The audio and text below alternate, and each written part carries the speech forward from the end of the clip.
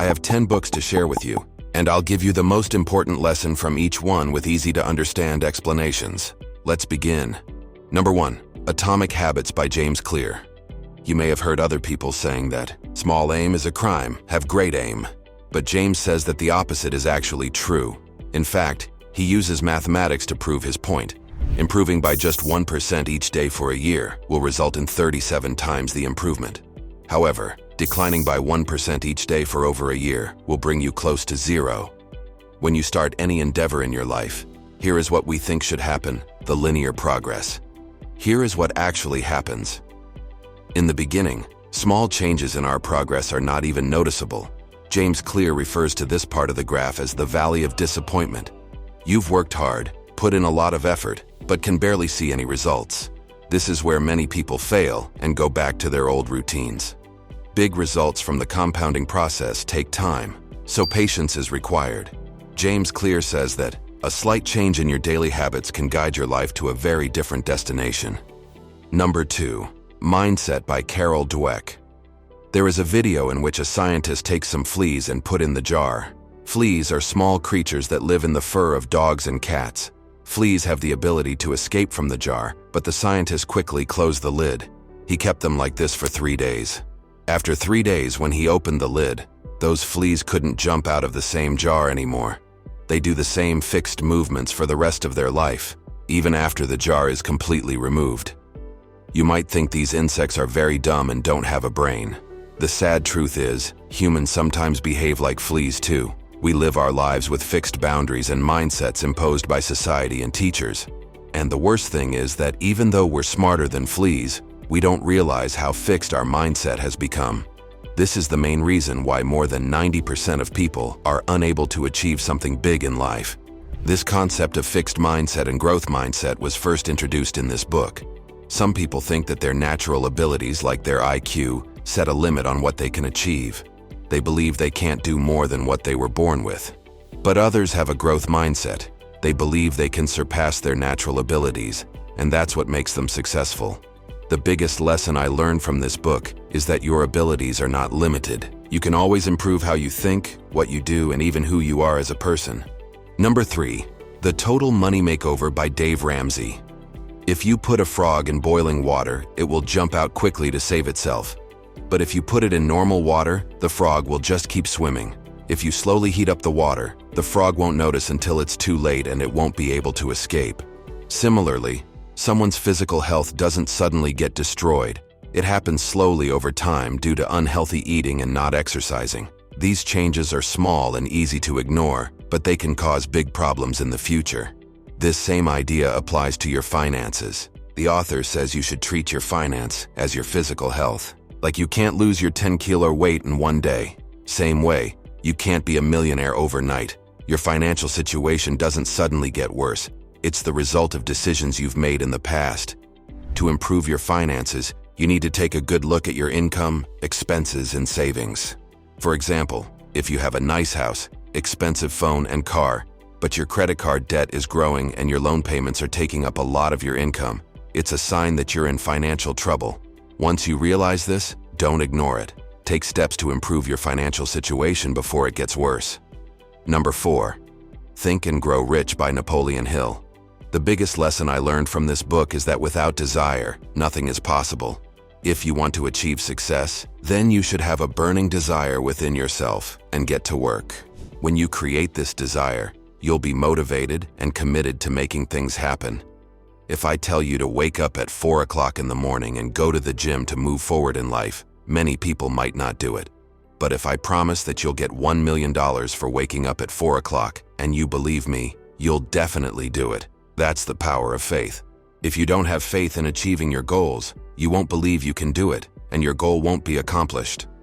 Number 5. The Innovators Dilemma by Clayton Christensen. Steve Jobs once said that he was deeply influenced by the Innovators Dilemma. The lesson from this book played a crucial role in helping him build Apple into a giant. BlackBerry was once the leading smartphone brand, selling over 50 million units at its peak in 2011. It controlled 50% of the US smartphone market and 20% globally. By 2007, the company made over $3 billion in revenue with a net income of $631 million. BlackBerry phones were everywhere during this time. However, everything was about to change dramatically. On January 9, 2007, Steve Jobs announced that Apple was entering the mobile phone business with the launch of the iPhone. The demand for BlackBerry rapidly declined, and in 2016, BlackBerry stopped manufacturing its own phones. BlackBerry initially succeeded because of innovation, but its downfall came from a lack of continued innovation. Despite being the first to offer mobile and having a thriving app ecosystem, BlackBerry became complacent. It didn't adapt as consumer preferences changed, neglecting touchscreen technology and the increasing demand for app-centric devices. This innovation gap ultimately led to its downfall. Number 6. Thinking Fast and Slow by Daniel Kahneman. The author explains that we have two unique systems in our mind. One is intuitive. It works quickly and gives instant answers based on gut feelings. The other is rational. It thinks carefully and considers all factors before reaching a decision. These two systems may seem to conflict, but understanding them helps us know when to use each one and how it can benefit us. The key lesson is to recognize the difference between gut-based and rational thinking, and to know when and why to use each one to our advantage. Number 7. Mind Management, Not Time Management by David Kadavi. Being productive isn't just about managing time, it's about managing our minds. Our minds are powerful tools shaped by our experiences since birth. Everything we think and feel is influenced by years of mental conditioning. While we often believe that managing our time better will make us more productive and improve our lives, is it really the key? Time management is often seen as the secret to success, but remember, just because two things happen together doesn't mean one causes the other. Science shows that managing our minds is actually the most important hack for productivity and self-improvement. Mind management not only boosts creativity and unlocks our potential, but also improves our attitude and mental well-being. Number 8. 48 Laws of Power by Robert Greene. In 131 BC, a king needed to break down a fort's door, so he ordered his people to bring the biggest iron pole from a ship factory. When they reached the factory, instead of following the king's order, an engineer suggested using a smaller pole for the task, explaining it would work better. But by this, king became angry, and by forgetting to break the fort gate, he gave more priority to punishing that engineer. Because he didn't follow the king's order, then the king made that engineer run until he died. Instead of arguing against the king, the engineer could have suggested using both the big and small poles and say, if your work is done with a big pole, then nice, and if that doesn't work, then use the small pole, so that your time is saved. If he had done so, the king would have tried the big pole first and then the small one if needed.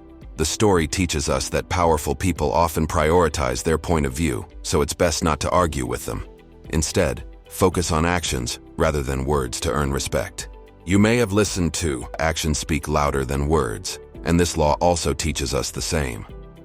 Number 9. 12 Rules of Life by Jordan Peterson. Due to our educational system and society, we have developed a habit of comparing ourselves from an early age. Even when we are too young to understand success and failure, we begin to measure ourselves against our peers and competitors. This constant comparison often leads us to focus on the strengths of others, creating problems for ourselves. Nowadays, you have the media and the internet continually feeding you with images and news about the best of the very best. It's important to accept a simple truth. No matter how good you are, there will always be someone better than you out there. Look at it this way. Many kids are playing basketball right now, dreaming of being the next LeBron James. But only a few or maybe none will achieve that. But what does that mean for the rest of them? Disappointment. Don't compare yourself to others. Instead, compare yourself to who you were yesterday. If you're better than you were then, you're on the right track. Number 10. The Power of Habit by Charles Duhigg. Your brain goes into automatic mode when it follows a habit loop. Habits are formed through a loop of cue, routine, and reward. Identifying and understanding this loop is crucial to changing or creating new habits. For example, if your bad habit is playing video games, the cue might be seeing gameplay somewhere, the routine would be playing the video game, and the reward would be the dopamine rush you get from playing. Over time, this loop becomes more automatic, and the cue and reward become intertwined, leading to a powerful sense of anticipation and craving. Once a habit emerges, your brain no longer works as hard in decision-making, and the pattern unfolds automatically. To change a habit, You don't get rid of it. Instead, you create new routines that overpower the old behaviors. This involves identifying the cue, routine, and reward of the old habit, and then replacing the routine with a new one. For example, if you want to stop eating cookies, every time you see them on the counter, you could move them to a different location or replace them with a healthier snack. That's it. If you want to get knowledge of 10,000 books, then watch this video showing on the screen. Thank you.